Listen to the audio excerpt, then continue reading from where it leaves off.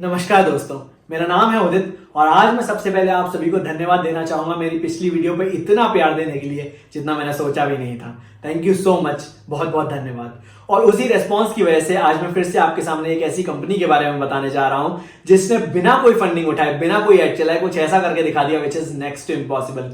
जी हाँ, मैं बात करने जा रहा हूं जीरोधा के बारे में, इसके फाउंडर्स के बारे में और इसके डीएनए के बारे में। So without wasting a minute, let's deep dive into their phenomenal journey. Zerodha के फाउंडर नितिन कामत ने ट्रेडिंग की शुरुआत 1997 में की, जब वो मात्र 17 साल के थे।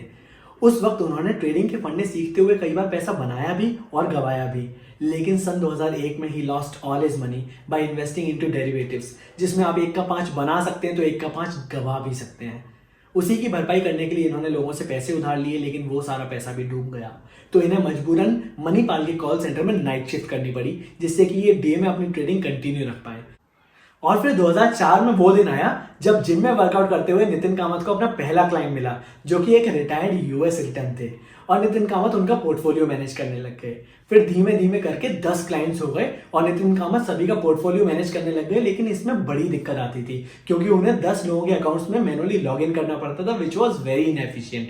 तो इसलिए नितिन कामत रिलायंस मनी में सब ब्रोकर बन गए और फिर एक ही डैशबोर्ड से सभी क्लाइंट्स के पोर्टफोलियो को मैनेज कर पाते थे। और फिर आता है 2008 का क्रैश, जब मार्केट में तबाही मच गई और कई सारी इंडस्ट्रीज बंद पड़ गई। लेकिन उस वक्त नितिन कामत ने डेरिवेटिव ट्रेडिंग से अपनी तब तक की जिंदगी का सबसे बड़ा पैसा कमाया। और फिर 2009 में एनएससी ने अनाउंस किया कि वो फ्री सॉफ्टवेयर डिस्ट्रीब्यूट करेंगे for becoming a member with them in exchange of paying a refundable deposit of 1.5 crore. तो नितिन कामत ने 2008 में कमाया हुआ पैसा डिपॉजिट में भरा और एक ऐसी कंपनी शुरू करने का सोचा जिसमें वो अपनी यूएसपी रखेंगे, लो कॉस्ट और ट्रांसपेरेंसी। इस इंडस्ट्री में ब्रोकरेज हमेशा से ही परसेंटेज में चार्ज किया जाता था, लेकिन इन्होंने सोचा हम ब्रोकरेज फ्लैट चार्ज करेंगे, दैट इज 20 रुपीज पर trade irrespective of whether you trade for 1000 और 1 करोड़। इसी के साथ साथ इन्होंने Excel sheet based brokerage calculator बनाया, जिसकी मदद से यूजर अकाउंट खोलने से पहले ही अपफ्रंट कॉस्ट जान सकता था। इस तरह की ट्रांसपेरेंसी उस वक्त बहुत बड़ी बात थी, क्योंकि बाकी सारे कॉम्पिटिटर्स हजारों चीजें फैक्टर इन करने के बाद भी इस तरह से अपफ्रंट कॉस्ट नहीं बता पाते थे। अब बिजनेस खोल तो लिया, लेकिन बिजनेस चलाना है तो पैसा भी चाहिए, तो इन्होंने वीसीज को रीच आउट करना शुरू किया। लेकिन इतने बड़े मार्केट बस्ट के बाद फाइनेंस इंडस्ट्री में कोई पैसा लगाने के लिए तैयार ही नहीं था, तो इन्हें फंडिंग नहीं मिली। लेकिन बिना फंडिंग के कस्टमर एक्विजिशन कैसे किया जाए, तो इन्होंने 2010 अगस्त में अपने इतने साल की ट्रेडिंग के समय की बनी हुई याहू कम्युनिटीज में जीरोधा के बारे में बात करना शुरू किया और लोगों के घर जा जाकर 40 पेज का अकाउंट ओपनिंग फॉर्म फिल करवाया। इस तरह से पहले साल में ही इनके 1000 क्लाइंट्स बन गए और ये फर्स्ट ईयर में ही प्रॉफिटेबल भी हो गए। फिर 2011 सितंबर में इकोनॉमिक टाइम्स ने डिस्काउंट ब्रोकिंग के ऊपर एक आर्टिकल लिखा और वहीं कहीं नीचे मेंशन किया कि बेंगलोर बेस्ड जीरोधा नाम की फर्म इसी तरह से फ्लैट फी ब्रोकिंग इंडिया में भी अटेम्प्ट कर रही है। और सडनली इनकी क्रेडिबिलिटी बढ़ गई। जहां ये महीने के 100 अकाउंट्स खोलते थे, वहीं महीने के इनके 300 से 400 अकाउंट्स खुलने लग गए।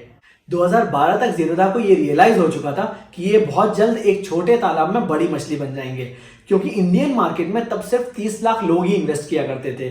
और आपने अमूमन सुना होगा, जब आप कोई बिजनेस बना रहे होते हैं तो लोग आपसे पूछते हैं कि आपके बिजनेस का मार्केट साइज क्या है।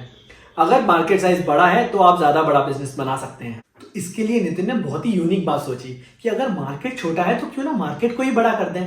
और इस वजह से इन्होंने अपने अर्ली स्टेजेस में ही बिना कंपटीशन की परवाह किए कई और finance and investment based startups में इन्वेस्ट करना शुरू कर दिया।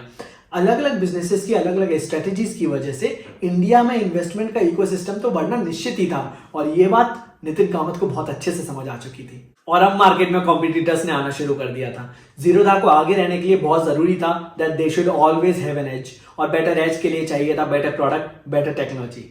इसी दौरान इनकी मुलाकात हुई कैलाश नंद से, जो जीरोधा के करंट सीटीओ भी हैं। ये कैलाश नंद ही थे जिन्होंने जीरोधा की टेक टीम बिल्ड करके इतना बेहतरीन फिनटेक प्रोडक्ट बनाया जिसको कस्टमर्स एक बार यूज करने के बाद छोड़ ही नहीं सकते थे। और इसी तरह 2016 तक जीरोधा ने 60,000 कस्टमर्स बना लिए थे। और तभी 2016 में डिजिटाइजेशन की लहर आई, जिससे इन्हें 50 पेज की डॉक्यूमेंटेशन पे फिजिकल सिग्नेचर कराने की नीड खत्म हो गई, क्योंकि अब मार्केट में ई-केवाईसी, ई-सिग्नेचर और डिजी लॉकर जैसी यूटिलिटीज आ चुकी थी, जिसकी मदद से अगले 6 सालों में इन्होंने 1 करोड़ से ज्यादा कस्टमर्स एक्वायर किए। और आज की तारीख में जीरोधा के पास 1.3 करोड़ कस्टमर्स हैं, उनमें से 65 लाख से ज्यादा डेली एक्टिव यूजर्स हैं। अगर आज की डेट में अर्निंग्स की बात करें तो 2023 में जीरोधा ने 2500 करोड़ का प्रॉफिट बनाया है और ये सब मुमकिन हो पाया बिना कोई ऐड चलाए, बिना कोई फंडिंग उठाए। चलिए दोस्तों, अब बात करते हैं कि हमें जीरोधा की कहानी से क्या क्या सीखने को मिलता है। नंबर 1, सबसे पहली और सबसे जरूरी बात, अगर आप कोई बिजनेस शुरू करना चाहते हैं तो सबसे पहले अपने अंदर कोई कोर कॉम्पिटेंसी डेवलप कीजिए, जिसको डेवलप करने में आपको सालों लगेंगे, क्योंकि कोई भी कोर कॉम्पिटेंसी एक रात में डेवलप नहीं हो जाती।